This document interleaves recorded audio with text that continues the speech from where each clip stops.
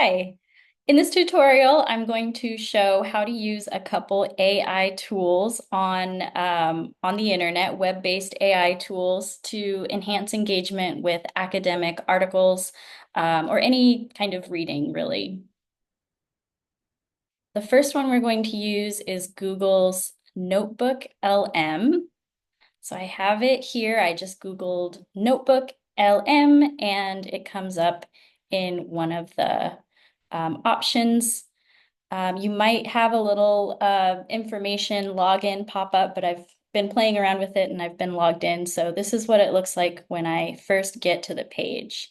I'm going to create a new um, something, quite a few things. I want to upload an article. This is one of my own published academic articles. I'm uploading a PDF version of that. So there we go.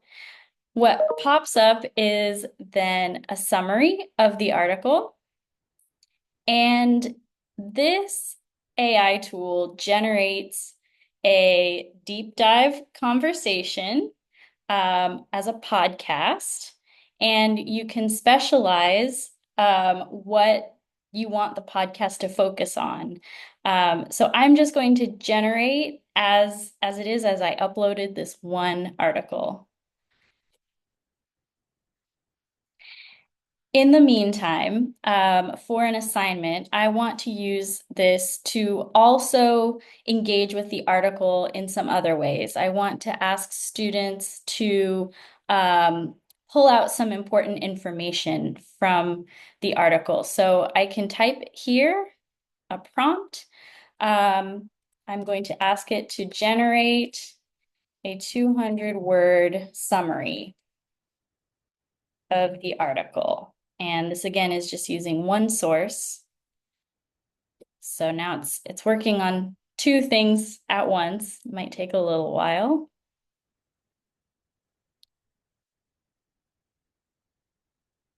Okay, didn't take too long.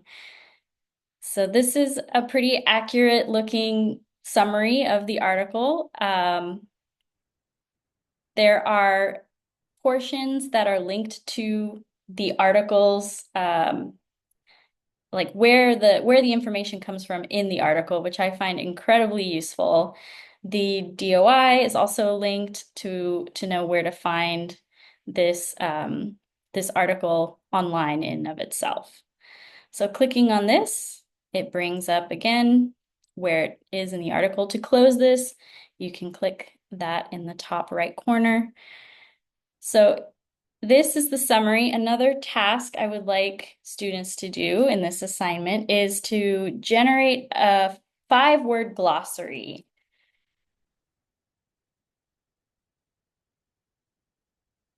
based on the keywords in the article.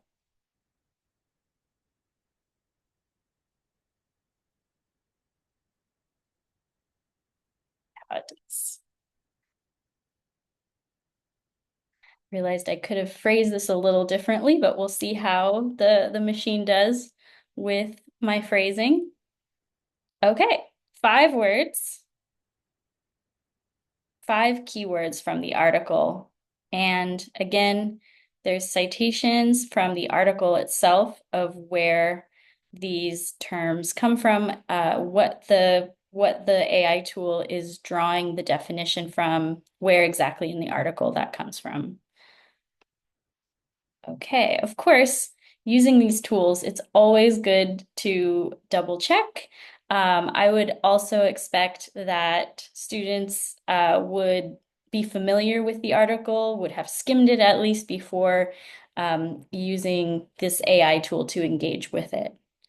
Okay, so one thing that I found when I was playing around that this platform does not do well is to try and expand a search on related themes and to find articles or related documents that are similar to the ones uploaded. So I'm going to add another source.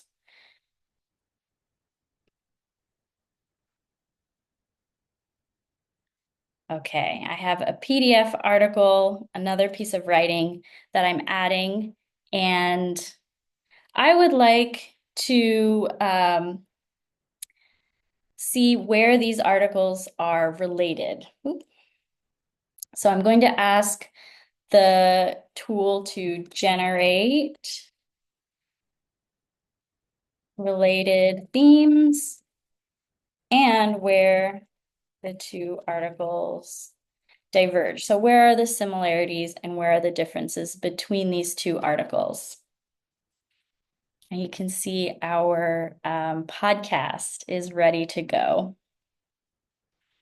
I'll play that in a moment.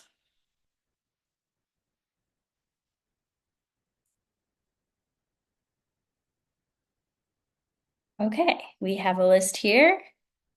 Related themes. These all look very good to me, knowing these two articles very intimately. And again, places are cited. It's very helpful.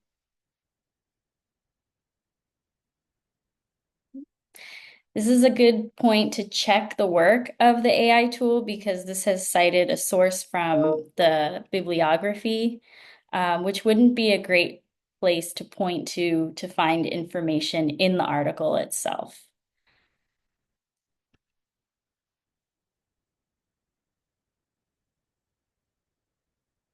This is in the article. Okay. Okay. One more thing that I want to show using this tool here is something that it can't do very well. When I asked this website to try and find additional sources related to the texts, it gave me invented sources. So I just want to show you what that looks like because they look very convincing. Um, so I'm looking for peer-reviewed sources related to these articles that are not cited in them.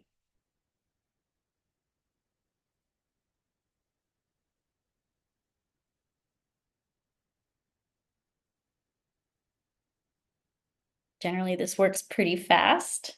So that's another good point to note.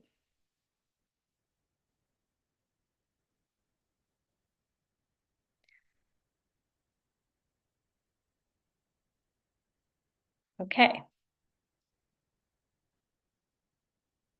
Oh, okay. So this is actually bringing up something better than when I tried this earlier. This is bringing up descriptions of collections of work that relate to the themes and the topics of these articles.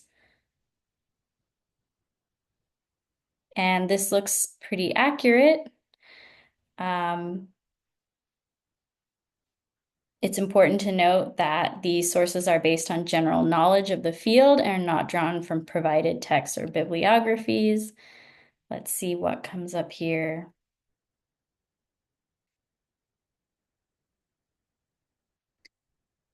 Can't tell very easily if these are sources that are cited in the article or not. Let's see.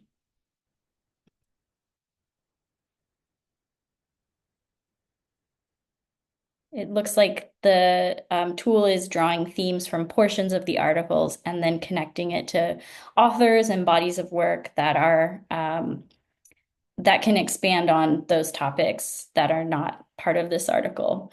When I did this before, though, it brought up bibliographic citations that were in a bibliographic format, and I searched those sources and they did not exist. They looked very convincing. The dates and the issue numbers and everything were correct. I think the tool drew from the bibliography and invented something that was very similar in terms of the authors who were listed and the sources of where the actual cited pieces were. So just to be careful of that. Um, Before we listen to the podcast, there is a nice corner over here called Notes. And what you can do with this is add notes from from the searches from the chat feature, save as a note. So here you have this portion of the chat feature now saved as a single piece of writing to refer to by itself. You can also generate, I really like the FAQ feature.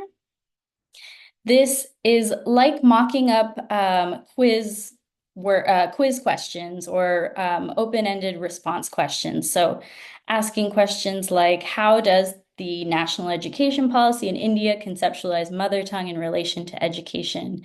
And then having a mock answer to this. So seeing what some of the main questions are drawn out of this, and then seeing how they are treated within the text, drawing on the answers, and of course making sure not to copy any of these word for word, but using these as a study guide or as a way to hone in on some themes and areas of the articles where there's information. Okay, let's listen to this podcast. We often think of education as the great leveler, right? Mm-hmm. But what if the very words used in the classroom become a hurdle? Mm-hmm. Maybe especially for communities already facing significant challenges. Yeah, exactly. And today, that's precisely what we're diving into. We're focusing on the linguistic world of young people from the Banjara tribal community. This is in rural Maharashtra, India. Okay, so this is a 20-minute long casual conversation going through the first article that I uploaded, talking through the themes. And I believe you can extract that audio. Sorry, extract the audio and also download. I believe there's an option to also have the transcript. I'm not sure. And if not, that would be very useful. If you extract the audio, you download it, you can also build a transcript off of that. One other tool I wanted to share, how I mentioned that the Notebook LM website was not good at expanding on sources from a website. I wanted to bring your attention briefly to Perplexity. This is a site that does a little bit more of the network analysis and bringing together sources and things from the internet that relate to questions and themes. So when you search Perplexity, this page comes up. Just to streamline some of my questions and what I wanted to share here briefly, I'd already input the two sources from the Notebook LM search, and I asked the same question, find peer-reviewed sources related to the two linked documents, but not cited within them. And Perplexity searched and found real related articles, and actually articles that I didn't even know existed, I had not found before. So these are all real. I pulled up like this first one here. This is a verified peer-reviewed article from the journal Policy Futures in Education, and it's a great source. The rest of these are also real, and it's very helpful. It gives a description and links directly to them so you can find the source just by clicking the little number at the end. So this opens the source itself. All right. And this is one way that you can use a couple of these tools to expand on engaging with academic resources. And I think they can be very useful, and this tutorial could be very useful for instructors and students working with these tools. Thank you.